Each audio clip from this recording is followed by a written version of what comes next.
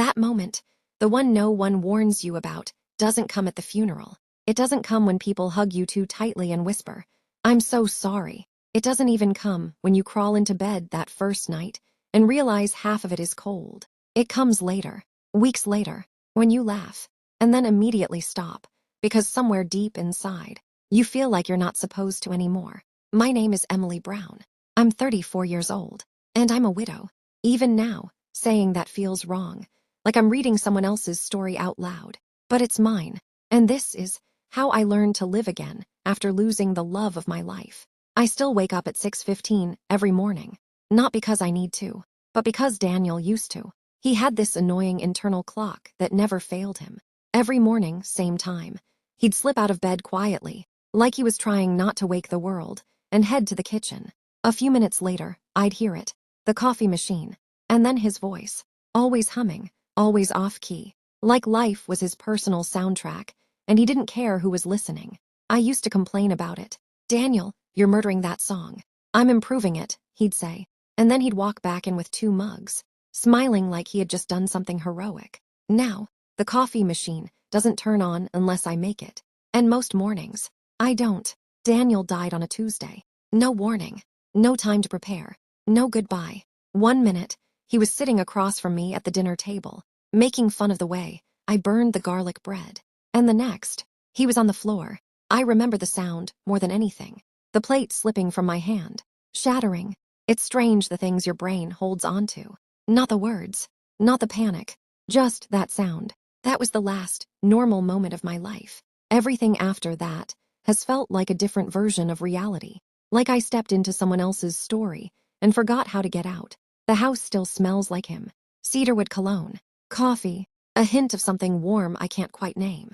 For weeks, I didn't change anything. His shoes stayed by the door. His jacket stayed on the chair, his side of the bed, untouched. There was still a slight dip in the mattress where he used to sleep, and every night, I'd lie there staring at it, half expecting it to disappear, or worse, half expecting him to come back and fill it. People think grief is loud, that it's constant crying and dramatic breakdowns. Sometimes it is, but most of the time, it's quiet. It's standing in the kitchen, staring at a fridge full of food, and realizing you don't know how to cook for one. It's picking up your phone to text them, only to remember you can't. It's hearing a joke and almost laughing, then feeling guilty for even smiling. It's the silence, the kind that presses against your ears until you feel like screaming just to prove you still exist. My best friend Sarah didn't let me disappear. She showed up uninvited, let herself in, brought food I didn't ask for. "You look terrible," she said the first time. "Wow, thanks," I muttered. "You stopped answering your phone." I didn't feel like talking. "You don't have to feel like it." She stayed anyway, sat with me in the silence, didn't try to fix me, which, honestly, made it worse and better at the same time. One night, we were sitting on the couch, eating takeout. She said something stupid, on purpose, I think, and I laughed. Just a small one, but it was real, and the second it left my mouth, I froze. "I shouldn't have done that," I said. "Done what?" Laughed. She looked at me like I had just said something ridiculous. "Emily, you're allowed to laugh. It feels wrong." "It's not. You don't understand." "You're right," she said softly. "I don't, but I do know this. Daniel wouldn't want you to stop living." That sentence stayed with me, because deep down, I knew it was true, and I hated it. Because living meant moving forward, and moving forward felt like leaving him behind. A couple weeks later, I signed up for a grief counseling group, and then I didn't go. Not once, because saying, "My husband died," out loud felt like crossing a line I couldn't uncross. But one evening, after staring at the reminder for almost 10 minutes, I went. Barely. I almost turned around 3 times before I even opened the door. But then I saw something through the window. A woman laughing. Not loudly, not wildly, just gently. And I remember thinking, how is that possible? The room was simple. A circle of chairs, soft lighting, people who looked normal, which somehow made everything feel more unreal. "I'm Linda," the woman leading the group said. "You don't have to talk if you don't want to." So I didn't. At first, I just listened to a man who lost his wife, a girl who lost her brother, stories that sounded different but felt the same. And for the first time since Daniel died, I didn't feel completely alone. When it was my turn, I didn't plan to speak, but I did. "I'm Emily.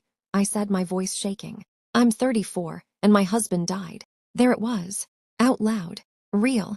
I keep thinking I missed something. I admitted. Like there had to be a sign, something I could have done. You loved him, Linda said gently. It wasn't enough, I whispered. It never feels like it was.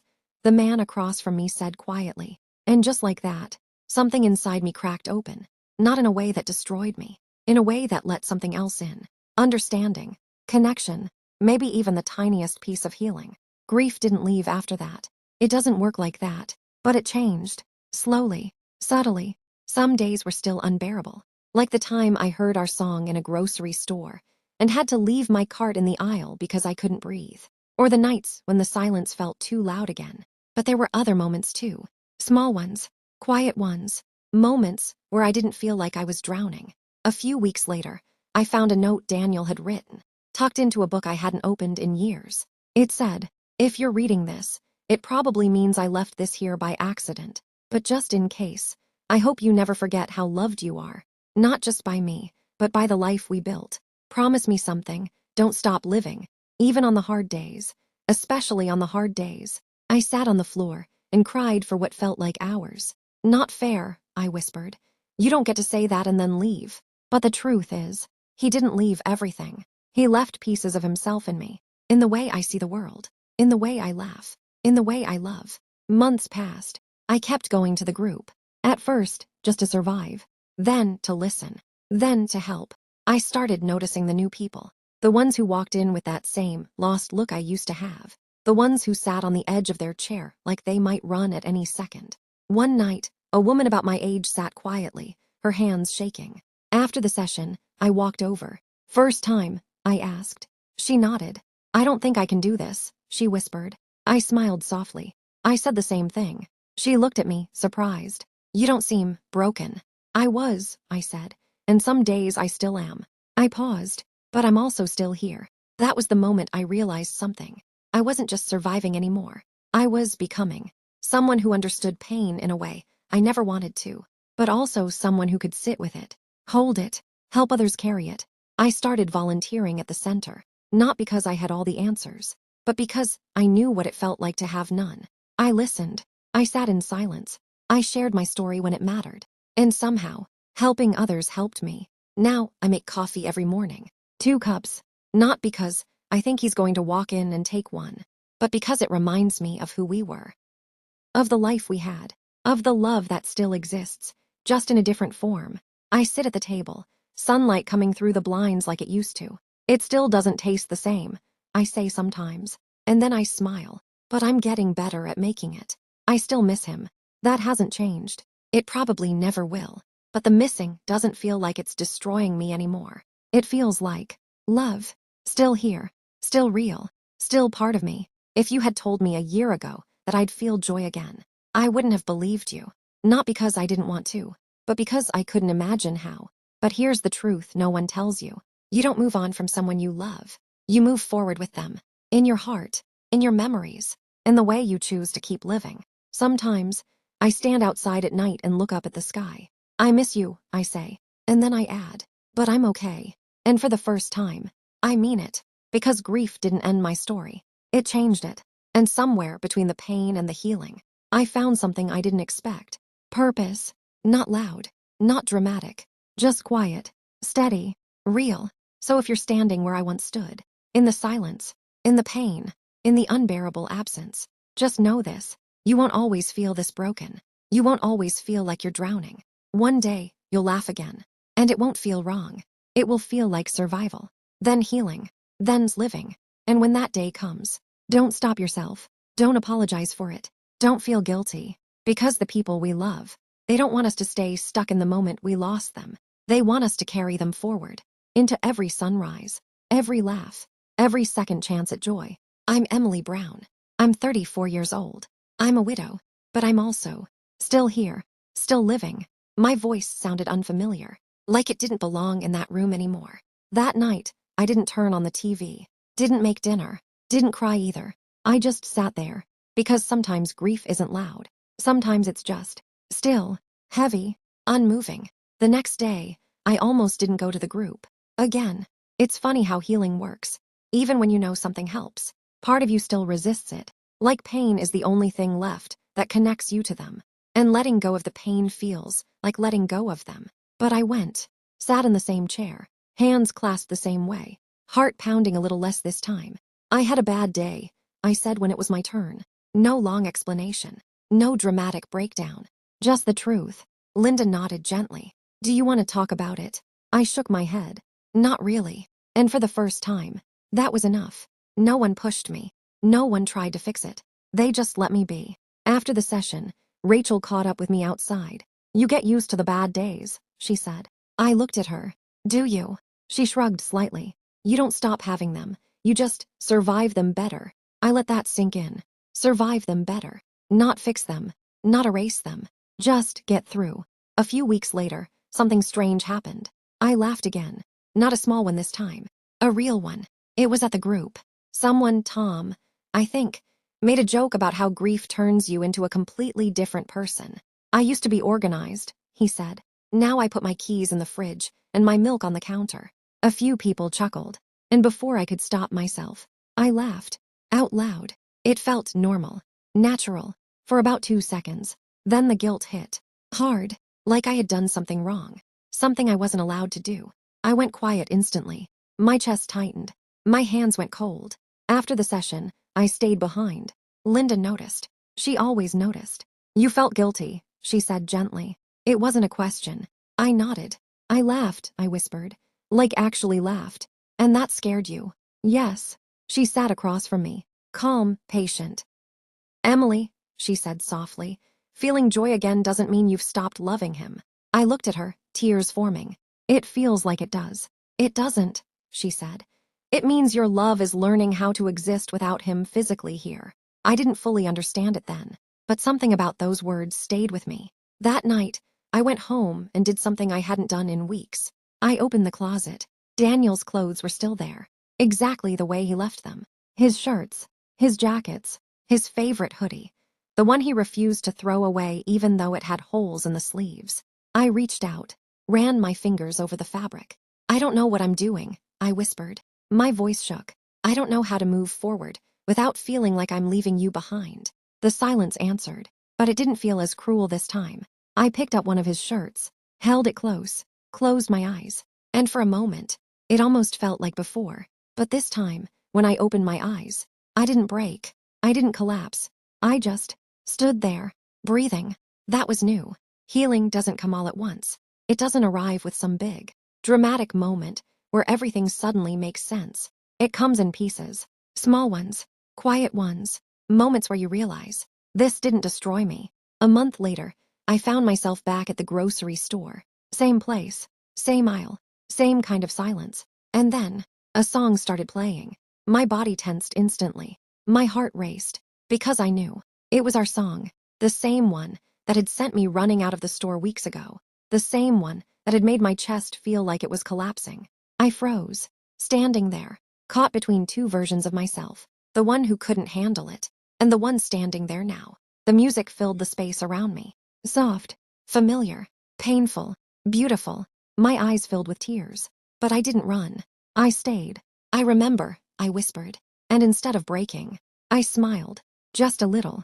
Through the tears. Because this time, the memory didn't feel like a wound. It felt like something else. Something softer. Something I could hold without it tearing me apart.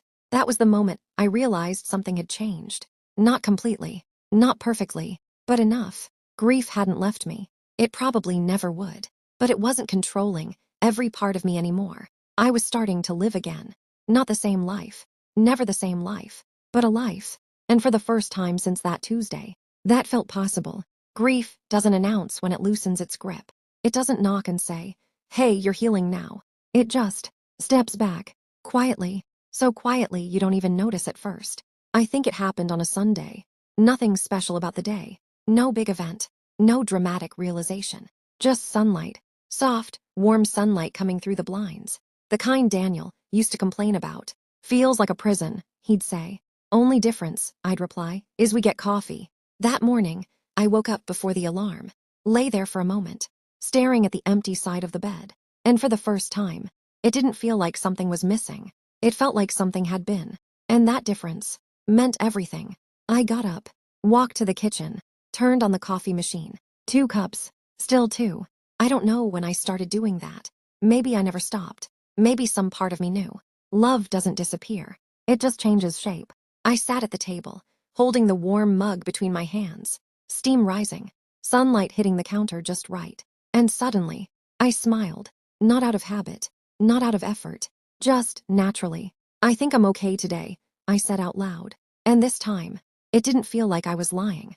Life didn't become perfect after that. That's not how this works. There were still days, birthdays that hurt, songs that broke me, random moments where grief came back like it never left. But those moments didn't define me anymore. They visited, they stayed for a while, and then they let me go again. I kept going to the grief center, but something had shifted. I wasn't sitting in the circle trying to survive anymore. I was sitting there, present, aware. One evening, Linda asked me something unexpected. Have you ever thought about helping here? I blinked. Helping? She nodded. You listen well. You understand in a way people need. I let out a small breath. I don't have answers. You don't need answers, she said gently. You just need to be there. That night, I thought about it for hours, sitting on my couch, in the same quiet house that once felt unbearable. Could I really do that? Sit with people in their worst moments, hold space for pain that looked exactly like mine used to. And then I realized something I already had. Every time I stayed after a session, every time I talked to someone who said, I can't do this, every time I said, I felt the same way. So I said yes. It started small, greeting people at the door, making coffee, sitting beside someone who couldn't stop crying. I didn't try to fix anything, didn't try to say the perfect words. I just stayed. And slowly, something inside me began to grow. Not happiness, not exactly. Something deeper, something steadier. Purpose. One night, a woman walked in. She looked exactly like I had, months ago. Eyes empty, shoulders heavy, like she was carrying something too big for her body. I watched her sit at the edge of her chair, hands clenched, barely breathing. After the session, I walked over. Hey, I said softly. First time. She nodded, her voice shaking. My husband, she couldn't finish. I didn't need her to. I know, I said gently. She looked at me like she was searching for something. Maybe hope. Maybe proof that survival was possible. I don't think I can do this, she whispered. And for a second, I saw myself. The first night. The door. The fear. The unbearable weight of everything. I took a small breath. Then I said the words that had once been said to me. I didn't think I could either. She blinked. You didn't. I shook my head. Not even a little.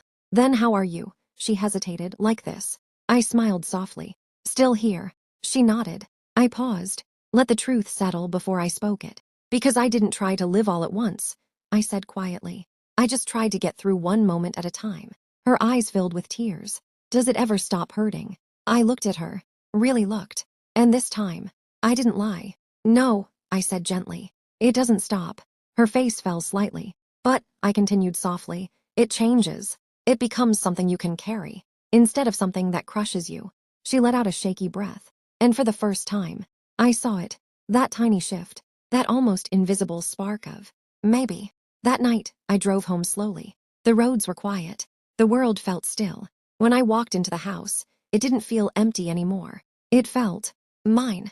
Ours. Still, I walked into the bedroom, stood in front of the closet, opened it. Daniel's clothes were still there. Not untouched anymore, but not gone either.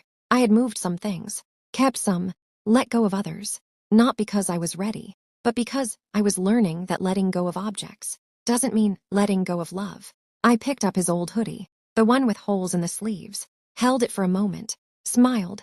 You were right, I whispered, my voice soft, steady. I didn't stop living. The words hung in the air, but they didn't echo like they used to. They settled, warm, certain.